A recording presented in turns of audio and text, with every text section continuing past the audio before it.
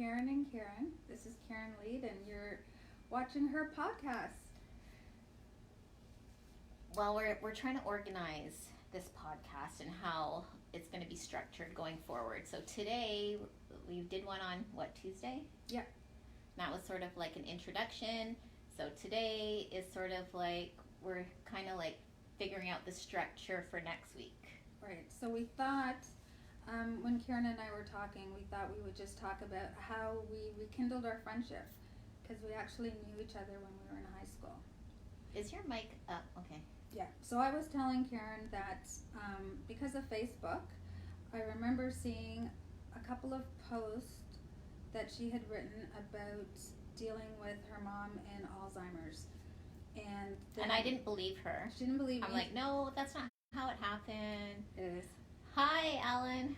So I found a Facebook message I sent to Karen January, oh gosh, I need readers, 21st, 2014.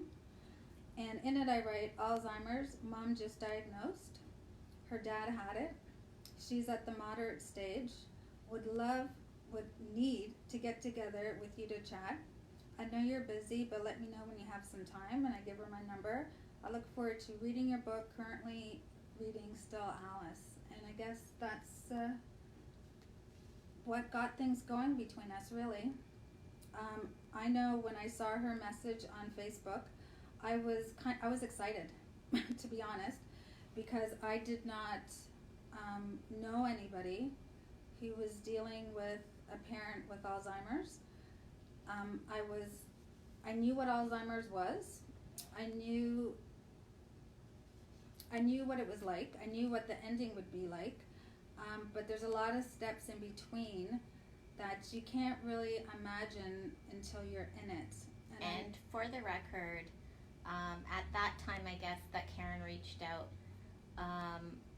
my mom had it for 13 years at that time. And your mom was just diagnosed? She was at year 1. Okay, so that just gives you like the length of time. Right. Actually, it was probably like 4 or 5 months. And so we're trying to practice social distancing. Right. I know it's 6 feet, but this is okay. Yeah. There we go. All right. So I know on Tuesday I mentioned that I try and hold on to these little moments, and that's because if I think about the trying times that myself and my family have experienced, if I just think about that stuff too much, I feel it here, and so anxiety she's talking about. Yes. Then I think I won't be able to like kind of continue moving through. So I just like to hold on to those special little things that happen. But if we're being honest about a family member or a loved one being diagnosed with Alzheimer's, it's... Okay, so we're going to go... So, I get these questions over and over, and it's still happening, so I'm going to explain. Alzheimer's is just a form of dementia. So dementia is like the umbrella term. So dementia is like cancer. So you know how people have different forms of cancer? Dementia is the overall description of that disease. So Alzheimer's is the most prevalent. And so, I get asked that all the time about what's dementia, what's Alzheimer's, and right. What's the difference? But it's just an umbrella term. Right. So. Are you okay? Yeah, I'm just I'm thinking about the things I don't like to think about. I remember when my mom was newly diagnosed and put on Aricept. Aricept is one of the drugs. There's 2. Aricept is for mild to moderate Alzheimer's, and the other one is Abixa, memantine, which is for moderate to severe. And both of those drugs have severe side effects, and they do not they only slow down the progression. There's no cure for Alzheimer's, so it's just to help actually the caregiver. I was told these drugs are just to help day-to-day caregiving activities. Really? Yeah, it's not really for the person, it's for the caregiver. Well, I found that both of those meds, their effectiveness is kind of time limited. Yeah, And yeah. so when my mom first went on Aricept, she talked about not feeling the haze. She said that she felt like her brain was in a haze. It was cloudy and it was hard to get her thoughts out. So when she first started Aricept, she said that haze was minimized. My mom said the opposite. She said that on the drug it made her foggy. Really? Mm-hmm. See? Everyone's story is different. Because that drug isn't a one-size-fit-all, and yet Right. that's the only drug that's available. And neither's our brain. Right, correct. So early on, I remember my mom being depressed because she was sensing changes in Hi, herself. Steven.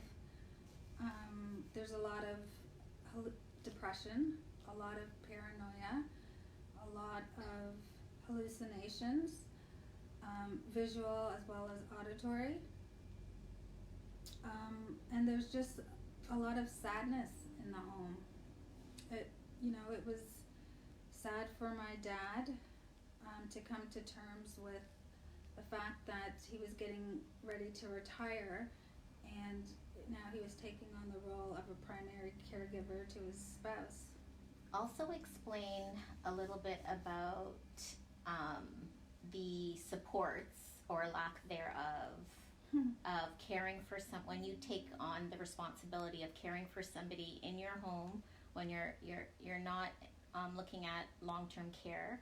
And even if you are, just for the record, there's 30,000 people waiting on a waiting list in Ontario for long-term care. So either way, even if you did want to go that route, you are going to be caregiving at home. Right. But for people who decide to, like myself and Karen's father, explain the support. So like the things that you we laugh because it's really a joke. Short podcast. So, all right, when you get diagnosed and you're looking for, if you don't have private care, I had to pay privately a person to live in. First it was live in, and then it turned to live out. But that's an 8-hour period of assisting my mom in the home. And that comes at a cost, obviously, out of pocket expense. The government does not supply a live-in caregiver. No. So you're asking what supports? Yeah. Okay. So now, because remember, I'm out of the loop now because it's been such a long time. Right. I was basically grandfathered in for the hours that the supplementary hours that the government did provide, which were 14 personal support worker hours per week. That's what I was provided, and that was I was so lucky. I was told to get that. I would say so. But now, what do people? What Yes. can? Yeah. Well, so we've gotten no PSW hours. Like Karen's mom, my mom was an early onsetter, meaning she was symptomatic before she was 65. So when they come into the home to do an assessment, they look at the abilities of the person providing care. And so my dad could provide care, and so therefore she didn't qualify for needing any additional supports because her husband was in the home, I was there, so she didn't qualify. Okay. So,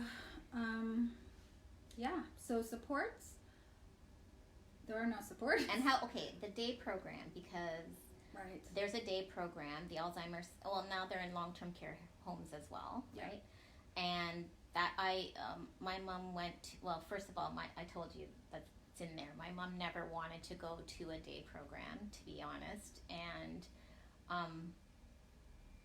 but I convinced her because I told her she was working there. So that was my little loophole. And then she went, so but at the time, that was only 6 hours a day. Okay. Like I know now. I understand. It's like early, and then I wouldn't know because is that a waiting list too?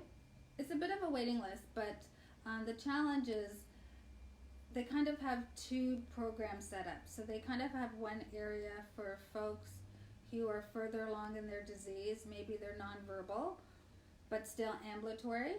And then they have another program that I guess would be for the early onsetters or folks who can still participate in some loosely structured programming.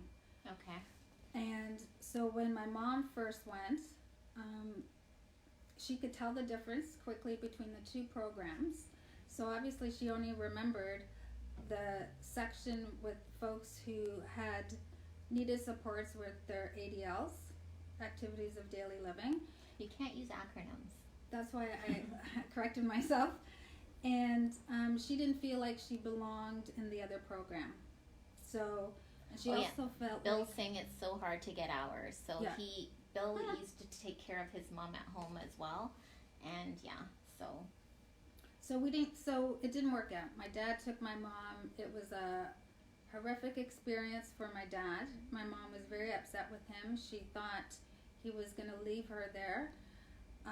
We tried another program inside of a long-term care facility, and that did not go well at all.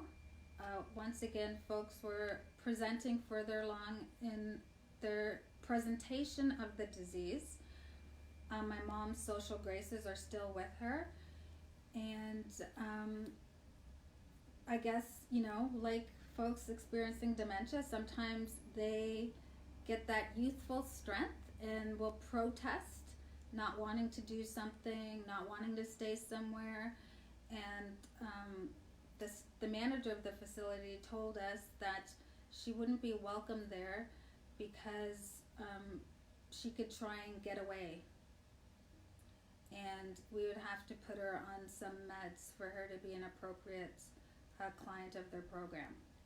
So clearly, we're not trying to numb my mom so she can be babysat in a day program.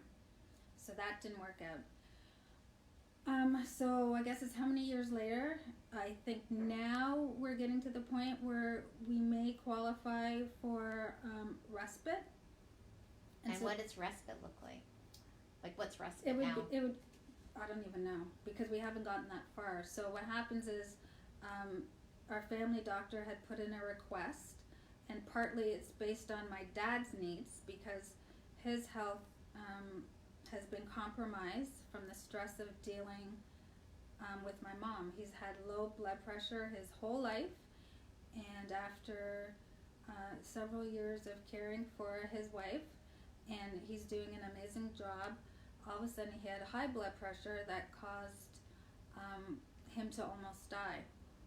So because now his health has been compromised, being the primary caregiver of my mom, the doctor signed off that we need to get respite supports. But that was probably 6 months ago. And I believe they did call once, but I don't know, it had to be rescheduled, and so we're just waiting for them to come back because they come into the home to do the assessment. Okay, so basically that's a no. Yes. That's a long way of saying there are very little supports, and you have to almost, have a close call. Yeah. Before they take you seriously. Yeah. And I'd be curious, well, I'm sure you'll tell me, on how many hours they're going to give you. Well, I believe it's going to start off whatever the minimum is, right? Because you get support if you need help bathing your loved one. So that is becoming a bit of a challenge for my dad. And so, if anyone is dealing, there are certain catchphrases that you learn from other people. So if you're struggling, and everybody struggles caring for their loved one who has dementia, if you say you're having trouble getting them bathed and changing their clothes, those are the kind of things that you want to be upfront with right away, because those are the things that are going to get you limited PSW supports, because then at least you can have somebody in the home who can maybe take that piece on for you. What I find interesting is when they did that assessment for my mom was, you know, well enough to be involved. So she was sitting with me, Yes. and she was saying, yeah, I could do that. Oh, I know. Yeah, I could do that.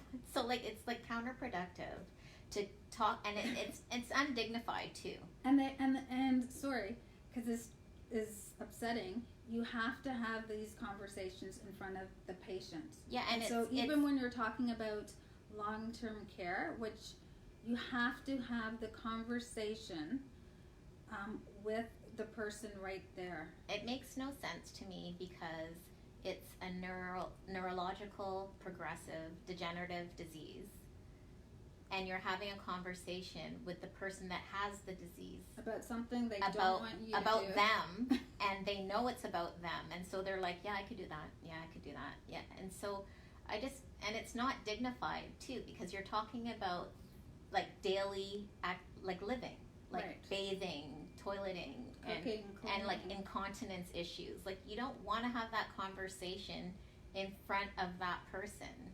Right, but it's always done that way. I know. The worst part is when you're talking about, like, we put in an application for long-term care, because you never know where things are going to go, right? I don't know, since my dad had a health scare, like, you never know. So you might as well just put it in and cover yourself off, right? Because you don't know what the future holds. And we know that that's a topic that's very upsetting to my mom, but yet still we have to have the conversation in front of her. And I think she even had to sign, which is so troubling, because luckily she didn't really clue in, but if she did and the social worker left, then we would be left dealing with her aggression, feeling like we're about to abandon her. Well, does she have a power of attorney in place? Is your dad her power of attorney? My dad is the power of attorney. Okay. Yeah. Because that's another thing people don't think of, but you have to do right away once that person is cognizant and lucid. Yes. There should be like everything in place. This is the issue that I always try to stress. There's no time. Like, every day it could change in a day. Yeah. So all of those financial and pre-planning issues have to be done relatively quickly. There's no doctor that's going to be able to tell you how quickly or how slowly the progression is going to happen. Yeah. And trust me, I know, like, because they weren't even able to determine. I was just saying that today, and it's just jumping right from the beginning to the end. But even in palliative care, which is the end of life, I could never, like, the option for my mom not dying in the home wasn't there, because I could not take advantage of hospice, because hospice is time sensitive. So the person has to be within 3 months of death, and because dementia or Alzheimer's, you cannot predict. No. There's no okay, well, you only There's no have rhyme a or week or reason. two weeks. Like, my mom didn't follow any of those, even down to the end. The last stage is swallowing, and I guess she stopped swallowing maybe 8 hours. Right. But And usually you have 2 weeks before, to prepare. Like, you can't prepare for anything. You just have to. Hi, Uncle Ken. He's saying hi. I know you can't read because you don't have your readers on. You Well- edited me like that? Well, I have to use readers, but I can read that. Debbie. I see Debbie is watching. And, someone spelled. Okay, anyways. Yeah. They're saying hi. It's just, it sucks. Yeah, I wanted to, when I'm asked to do these speeches, I just wanted to, like, Sucks. it sucks, and then microphone drop, and then just Yeah. go. Because that's really, what can I say? You want to hear stats? That's boring. No. it, day to day, it's heartbreaking. It's heart-wrenching. And watching somebody struggle. And wanting to make them feel comfortable and relaxed, because it's horrifying to see somebody so agitated because they can't put the pieces together about the situation that they're in. Like, they may not remember they know you, may not remember that they wanted to go where they are. So when you see someone so confused, like my mom used to always say, I want to go home. Yes, my mom too. I want to go home, but we were like, I don't know where home is. My mom's in St. Lucia, and she often asks about relatives. Maybe she was talking about Trinidad. I don't know. My mom often talks about people in St. Lucia who are deceased, and we just respond to her like they're living and say, oh, they're busy, because we don't want to upset her, that so-and-so's passed. And then so earlier we were talking, and I didn't want to say anything, but we could talk about it now. So I was asked to be in a documentary. This filmmaker contacted me, and I said automatically, if you're there to talk about Alzheimer's, I'm not interested. And the reason being is I think the angle has to be the caregiver perspective, because there's a lot of information on people that have Alzheimer's, and it's all guessing. We're all guessing because nobody really knows until post-mortem on how, like, where the atrophy was in the brain to understand what that person was going through, I guess. But there's nothing on this what you said, like I feel it right here. Like when I have to think about things, I feel it here. And yeah, waking up with anxiety every day. For the past 5 years, I've woken up where I is today going to be the day? Am I going to hear the news today? Yeah. Like, I lived tentatively for 5 years of my life of not being able to plan things because you never know. Right. And getting calls like, your mom has a seizure, or going down and witnessing a seizure. Like, it's, I don't know. I know I'm traumatized for sure. Well, I know when I'm visiting my parents that if I hear footsteps near the front door, I'm looking, because she has kind of, when she's agitated, decided to go for a walk and taken off. And so it's like everyone, if you hear someone at the front door, everyone's looking to make sure. Mom's not near the front door. And now she's in this phase where she likes to wear shoes all day long. So it's even scarier, because no, actually, it's actually better, because they won't remember to put on shoes. No, but she only wears her shoes all day. So now if she was to open the door, she's not going to slow down to put on shoes, because she used to stop to put on shoes. Yeah, but that's rare, because like my mom would just take off without her shoes. I know. I was telling Karen this. Remember when she outran the caregiver?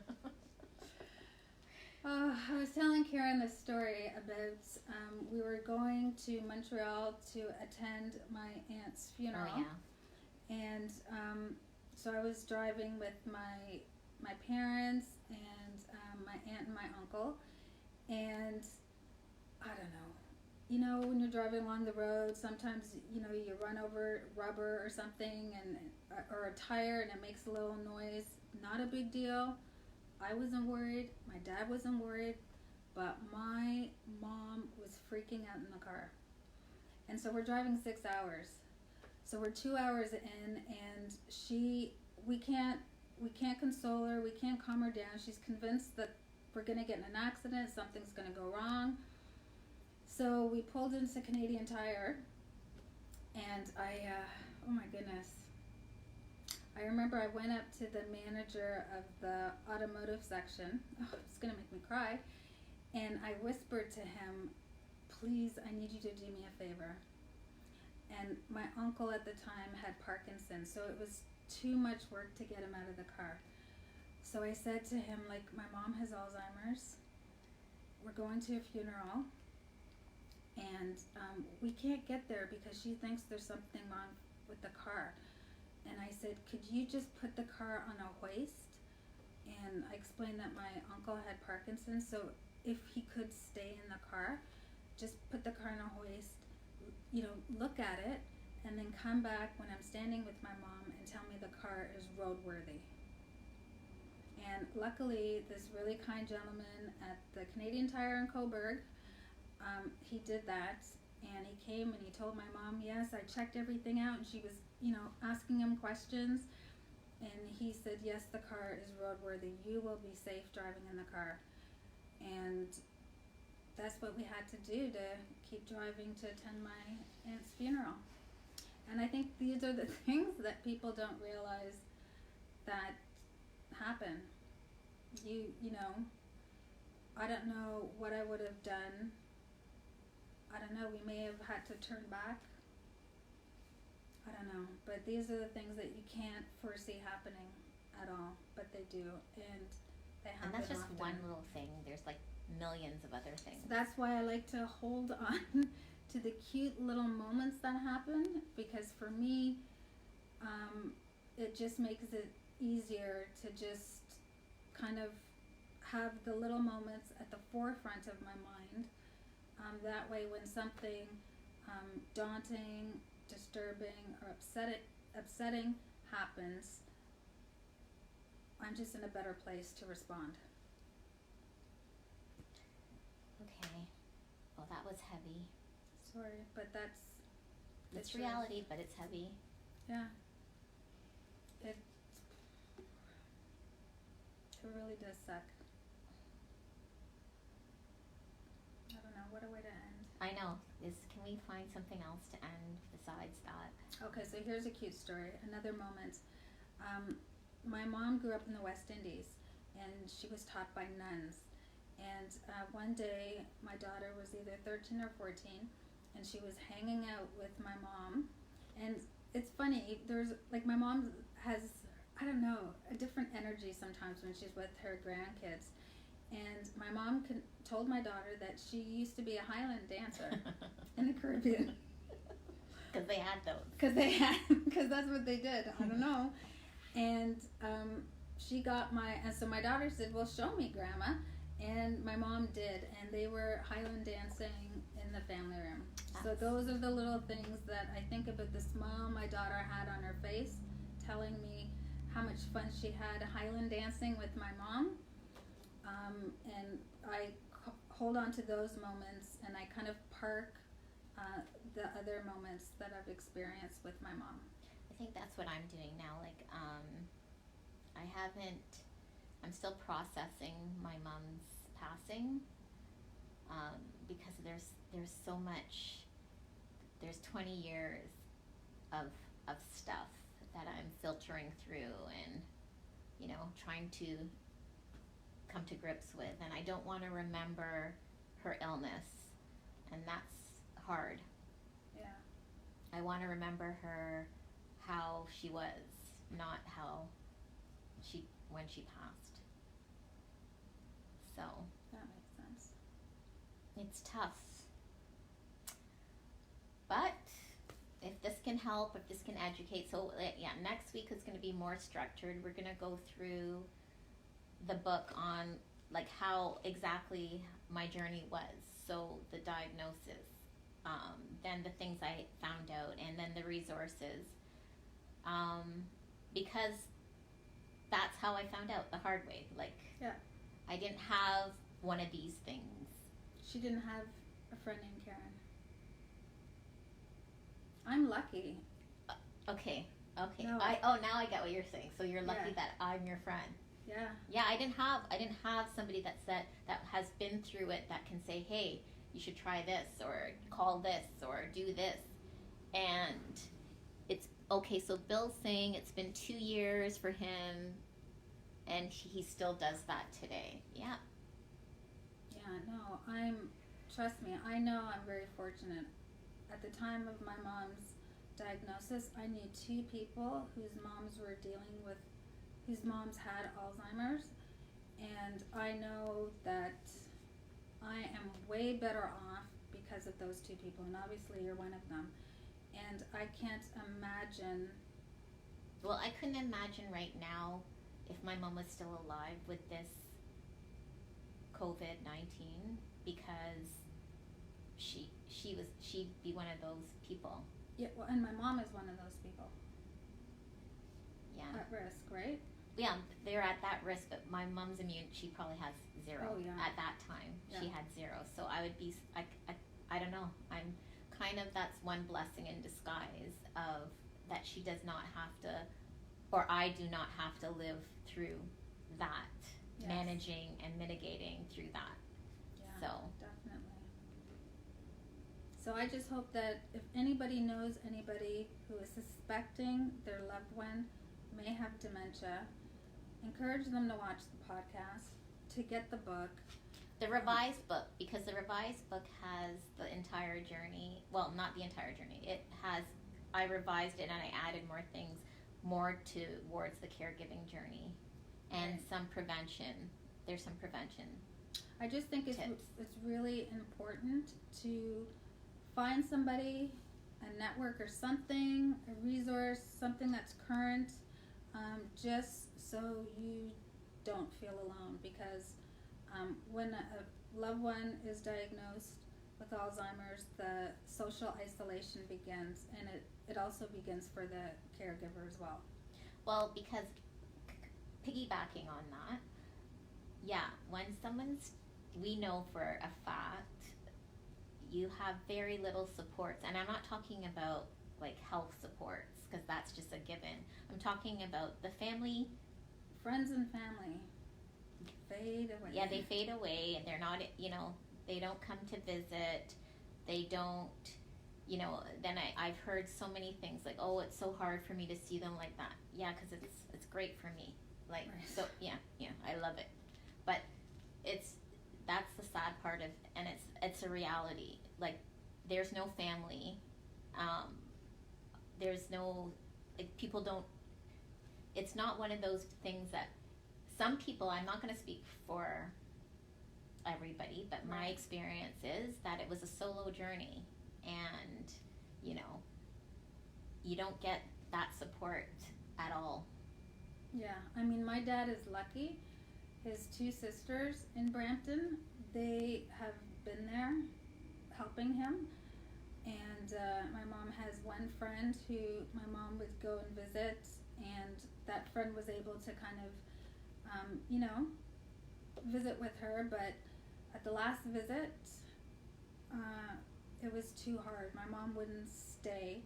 And so it's just, the illness is moving in another direction where my mom's not even comfortable coming to my own home because she always wants to leave. She's only comfortable in her home. And that just puts a lot more stress on my dad. Because even though his sisters would love to give him a break, you're asking a lot from them. Because they're, everyone else is aging, and it's a big ask when someone's illness is progressing to ask them to watch your loved one. Well, you would think it wouldn't be because, But anyways, that's on a different topic. But Yeah. that's the truth. The truth is, it's, I wrote a blog, but I didn't really post it. Of the COVID, people were like, social distancing. I've been doing that for 5 years because that's the disease. People distance themselves from you. They don't know how to handle it. It's too hard for them. They can't see they want to remember the person. Like, it's a lot of, to me, it's a cop-out. It's, there's like a lot of I pronouns. There's not Yes. like a we pronoun. So, yeah, I did not like to see my mother like that, clearly, but it is what it is. And unfortunately, that's how it was. Yeah, see, Bill also looked after his mom, and he had no help either. He had absolutely no help. So, yeah, the optics were, I think, that I had a lot of support, and I really didn't. I didn't have any support. Well, I think it's because you're so busy supporting that you also don't have time to even let people know that you don't have support because you're so busy doing. Like, I almost think that, No, I don't think so. well, I think if you know somebody is caring for someone, an adult with dementia, I really think the onus is on the community or the village to step up. Right. And I shouldn't have to ask Right. for That's the point. obvious. Like, so, and I wouldn't. I'm Right. not, that's not my way. I'm not going to ask. And it's not that I'm not asking for support. My issue was that, like, you just come and visit the person, not me. I don't need a visit. I'm able-bodied, Right. you know. And I felt like that's what it was. It was like, you're coming to visit me, but I don't need to visit. Like, I can go visit if I want someone else, right? Right. I just wanted, besides paid people, I would have liked that unpaid people were like sitting with Well, my you mom. wanted your mom surrounded by love all day. Right, like, so, like, if you came over and you sat with mom and watched TV, that instead of just me, like, it was just Right. me or paid people. Yeah. And that's the reality. Like, that's the reality of this disease. Like, I'm being honest.